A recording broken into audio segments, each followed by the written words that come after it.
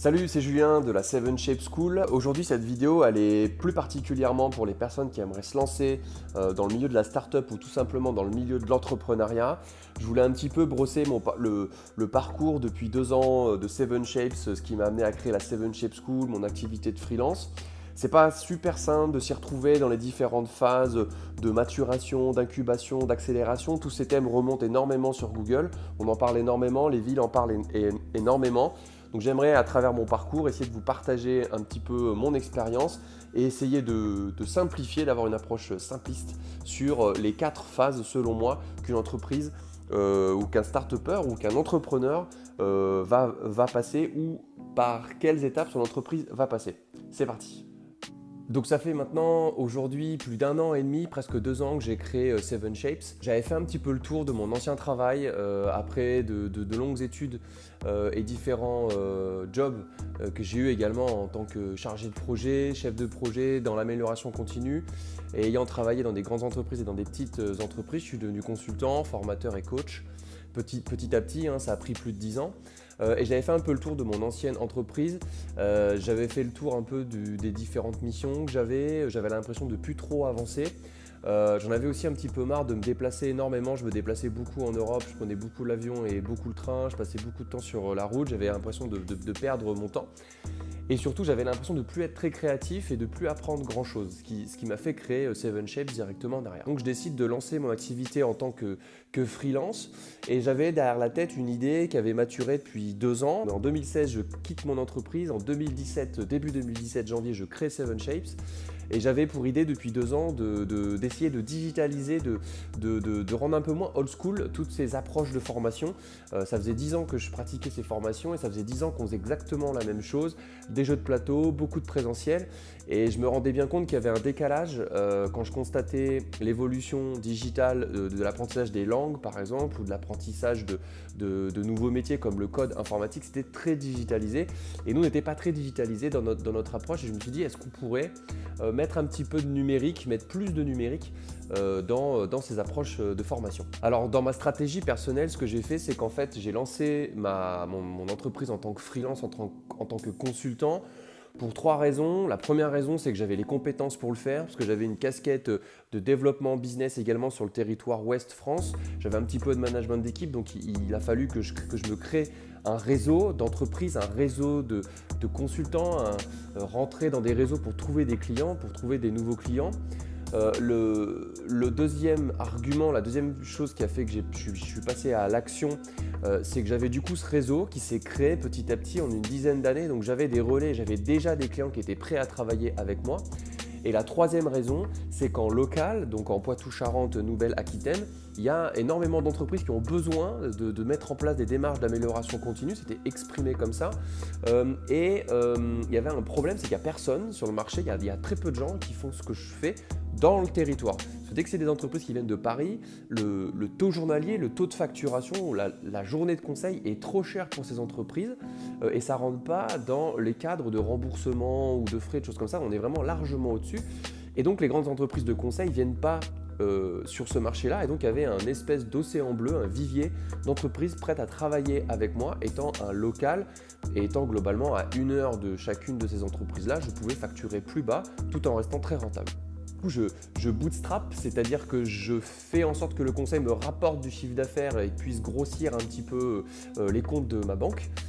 Et puis je commence à monter mon premier projet de jeu vidéo en ligne pour l'apprentissage du lean manufacturing, du lean management.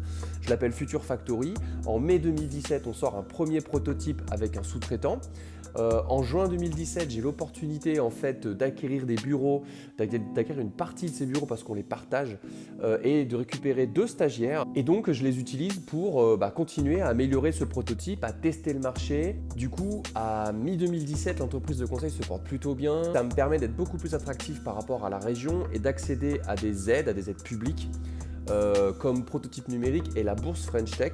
Ce qui me permet à la fin d'année 2017 d'avoir 3 employés en CDI et 1 alternant, donc 4 employés au sein de Seven Shapes, l'entreprise. Et en parallèle, j'intègre un programme d'incubation locale, un programme d'accélération locale, Startinov, géré par l'association du SPN, et j'intègre ce programme de mai 2017 à septembre 2017, ce qui m'a permis d'accélérer donc. Du coup, après les preuves de marché, on a commencé à faire du commercial, les preuves de marché arrivent, notre premier prêt, gros prêt bancaire arrive, ce qui nous permet de recruter une personne supplémentaire pour s'occuper du community management, du marketing et de la communication de Seven Shapes, ce qui nous permet du coup de passer à 5 personnes, plus moi et mon associé, donc 7 personnes en tout au sein de Seven Shapes, aujourd'hui à mi-2018, donc 1 an et demi après. Quand j'ai commencé, venant d'un métier plus traditionnel du conseil, le monde de la startup, je ne connaissais pas vraiment, donc je me suis renseigné et j'étais moi-même un petit peu perdu entre les termes d'incubation, d'accélération, de développement. Je ne savais pas trop à quoi ça correspondait. Dès qu'on va monter une entreprise, il va y avoir 4 grandes étapes et ces 4 étapes peuvent être accompagnées aujourd'hui avec l'essor des startups dans le numérique, mais pas que le numérique. Vous pouvez être accompagné par des réseaux, par des villes, par des associations qui peuvent vous aider à essayer d'aller plus vite et à éviter de vous planter, à éviter de faire les mauvais choix. Du coup, je vous fais un petit dessin des différentes phases par lesquelles vous allez passer en tant qu'entrepreneur si vous décidez de vous lancer. On se retrouve sur mon écran tout de suite, je vous fais un petit dessin. Alors, les différentes phases par lesquelles votre entreprise va passer, je vais vous le représenter, c'est avec ce petit graphique là, avec une première ligne qui va être le temps qui va s'écouler. Donc le temps zéro ici, ça va être le moment auquel vous allez créer votre entreprise ou au moment où vous allez avoir l'idée même avant la création. Vous n'êtes pas obligé de créer d'ailleurs, hein. Et ici, le chiffre d'affaires que vous allez générer. Donc du coup, on va avoir à peu près 4 temps. Ici et ici. Ces temps peuvent être plus ou moins longs, hein. Il n'y a pas vraiment de règle. S'il y avait une règle dans la création d'entreprise, ça se saurait. Et donc la première phase, vraiment le temps zéro, c'est vraiment le temps de la maturation de votre idée. C'est-à-dire qu'ici, vous allez être en phase de maturation d'idées. Et là, en fait, vous allez vous poser la question, quel problème je vais résoudre? Quelle est ma proposition de valeur? À qui va s'adresser à qui a ce problème? Qui va être le premier à acheter, etc., etc., etc. Donc, c'est notamment à ce moment-là que la partie incubation peut rentrer en compte. Donc là, vous avez des programmes d'incubation qui existent, qui peuvent être faits par des régions. La région Nouvelle-Aquitaine a son programme d'incubation de start-up sur Bordeaux, par exemple. Angoulême a son incubateur, Poitiers a son incubateur, etc., etc. Ça peut être aussi des regroupements d'entreprises qui elles-mêmes ont aussi des programmes d'incubation ou des clusters. Donc ça peut être des regroupements d'incubateurs, etc. Mais en général, ça se passe plutôt dans un tiers-lieu.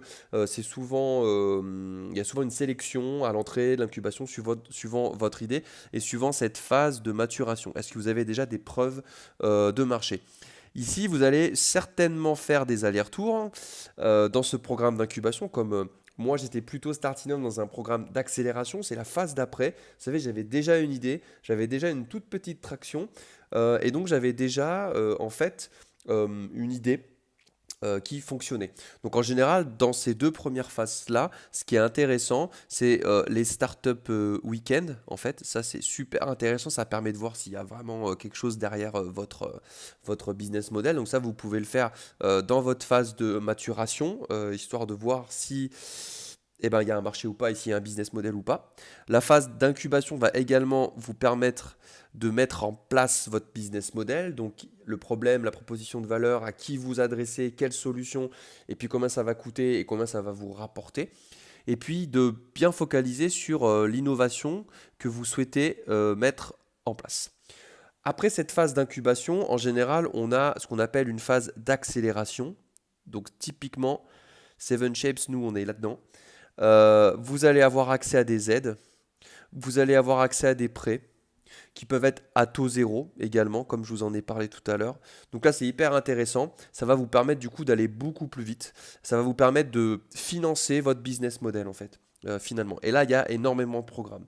Et ensuite, la dernière partie, ça va vraiment être la phase qu'on appelle de développement.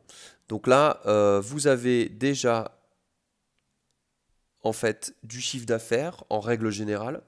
Donc vous allez avoir, si je trace la ligne de chiffre d'affaires, finalement déjà un peu de chiffre d'affaires ici. et vous allez pouvoir du coup développer votre activité de façon à augmenter votre chiffre d'affaires. Et donc la phase de développement, pour finir avec cette phase-là, eh ben, il y a des programmes régions qui existent également. Ça peut être par des partenariats également stratégiques. Vous allez faire un partenariat avec une grande entreprise, par exemple, qui va vous amener sur des marchés worldwide, sur des marchés Chine, etc.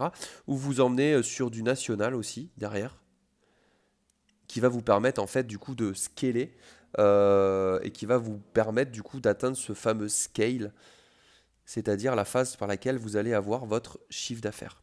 Et donc les phases d'avant, finalement, vous allez avoir un tout petit peu de chiffre d'affaires ici en fait, et vous allez commencer du coup à faire un peu de chiffre d'affaires. Et en général, la phase du début, vous n'avez pas du tout de chiffre d'affaires, où vous êtes relativement proche de zéro. En général, c'est difficile de trouver une idée tout de suite qui va générer du chiffre d'affaires directement. Mais dans tous les cas, vous allez passer par ces différentes phases. Alors comme vous l'aurez compris à travers ce dessin, vous pouvez passer plus ou moins de temps dans les différentes phases. Nous, c'est aller relativement vite, on est dans la phase d'accélération et de développement aujourd'hui. Dans tous les cas, mon conseil, c'est de vous bouger, c'est de passer en réseau, c'est vraiment d'essayer d'aller voir ce qui se passe, d'échanger avec d'autres entrepreneurs à travers notamment ces meet-up, à travers des salons, à travers des petites conférences qui peuvent s'organiser tout près de chez vous. Je suis à dispo pour échanger avec vous. Je vous dis à très bientôt à la 7 Shape School. Ciao, ciao.